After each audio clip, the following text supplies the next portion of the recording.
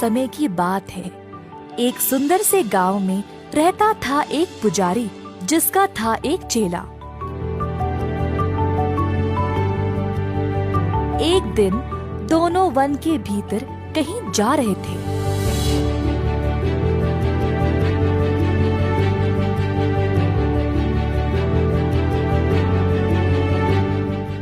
तो अचानक से कुछ चोरों ने उनको घेर लिया।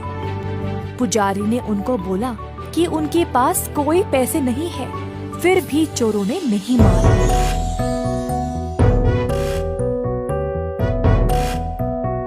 चोर ने पुजारी को पेड़ से बांध दिया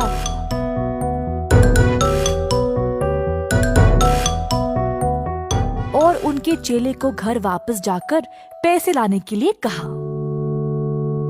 चेला धीरे से पुजारी जी के पास गया। गुरुजी, घबराइए मत, जल्दी में आप वैदर्भा मंत्र ना पढ़े।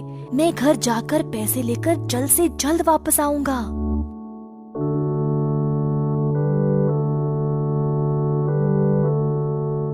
वैदर्भा मंत्र के बारे में केवल चंद लोगों को पता था। जब सितारे एक विशेष स्थिति में होते हैं, तब अगर कोई ये मंत्र पढ़ेगा तो बोलते हैं कि आसमान से बहुमूल्य रत्न गिरेंगे। उस रात ठंड बहुत ज्यादा थी और पुजारी जी वहां से मुक्त होना चाहते थे। उन्होंने आसमान की ओर देखा। सितारे उस स्थिति में संरेखित होने जा रहे थे। पुजारी ने सोचा कि उनके पास इस समस्या से निकलने का सारा ज्ञान है। चेले ने जो बोला था उसको नजरअंदाज करके पुजारी जी ने एक चोर को अपने पास बुलाया।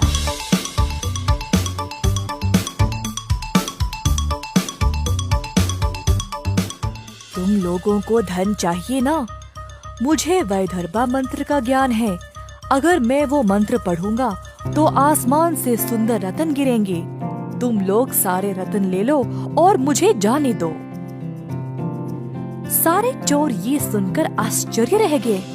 तुरंत चोरों ने पुजारी जी को मंत्र पढ़ने का आदेश दिया।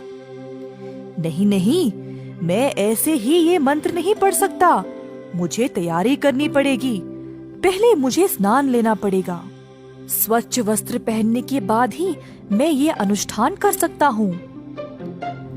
चोरों ने पुजारी जी की बात मानी और उन्हें तैयारी करने के लिए जाने दिया।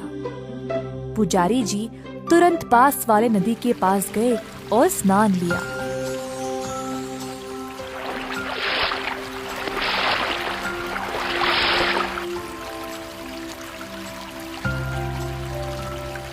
साफ वस्त्र पहना और मंत्र बोलना आरंभ किया।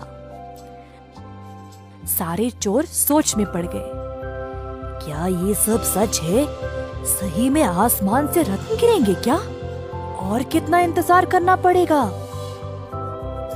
जैसे ही जाप समाप्त हुआ, कई सुंदर रत्न आकाश से गिर पड़े। सारे चोर खुश हो गए।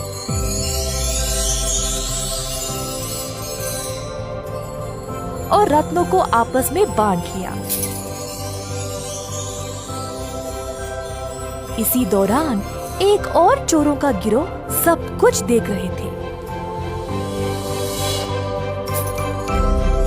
वे सब इन चोरों के पास गए और उनसे रत्नों की मांग की और धमकी भी दी। पहले चोरों के समूह से एक चोर आगे आया और बोला, तुम लोगों को भी रत्न चाहिए ना? ये पुजारी को एक जादुई मंत्र पता है।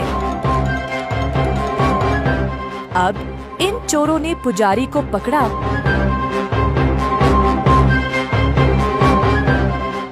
और फिर से मंत्र पढ़ने को बोला, परंतु पुजारी जी ने उनको ये समझाने की कोशिश की कि ये सितारे केवल साल में एक ही बार उस स्थिति में आते हैं और यह अनुष्ठान तुरंत दोहराया नहीं जा सकता था।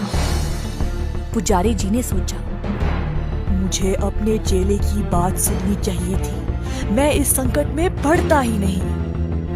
अब देर हो चुकी थी। चोरों ने पुजारी जी के इनकार करने पर उनको खूब मारा पीटा और जमीन पर फेंक दिया। इसी दौरान पुजारी का चेला पैसे लेकर वापस आया। पुजारी जी की ये हालत देखकर वह दुखी हो गया। मेरे गुरुजी, आपने मेरी बात नहीं मानी और मंत्र को पढ़ लिया। मेरी बात मानते तो आप इस समय सुरक्षित होते।